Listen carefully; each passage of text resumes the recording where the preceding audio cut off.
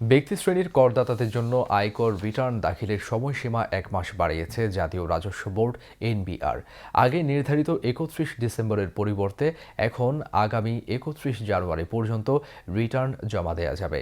আজ এই বিষয়ে একটি বিশেষ আদেশ জারি করেছে এনবিআর। আদেশে বলা হয়, করদাতাদের সুবিধার কথা বিবেচনা করেই এই সময় বাড়ানো হয়েছে। এনবিআরের তথ্য অনুযায়ী চলতি ২০২৫-২৬ কর বছরে এখন পর্যন্ত অনলাইনে রিটার্ন দাখিলের জন্য ৪২ লাখের বেশি করদাতা নিবন্ধন করেছেন। এর মধ্যে ২৬ লাখের বেশি করদাতা ইতিমধ্যে রিটার্ন জমা দিয়েছেন। অর্থাৎ এখনও প্রায় ১৫ থেকে ১৬ লাখ করদাতা রিটার্ন জমা দেননি। এনবিআর জানায়, প্রতিদিনই নতুন নতুন করদাতা অনলাইনে নিবন্ধন করছেন। বর্তমানে দৈনিক গড়ে ১৫,০০০-এরও বেশি করদাতা রিটার্ন জমার জন্য নিবন্ধন করছেন। এবছর থেকে অনলাইনে আয়কর রিটার্ন জমা দেওয়ার প্রক্রিয়া আরও সহজ করা হয়েছে। রিটার্ন দাখিলের সময় কোনো কাগজপত্র বা দলিলাদি আপলোড করতে হচ্ছে না, শুধু প্রয়োজনীয় তথ্য প্রদান করলেই হচ্ছে।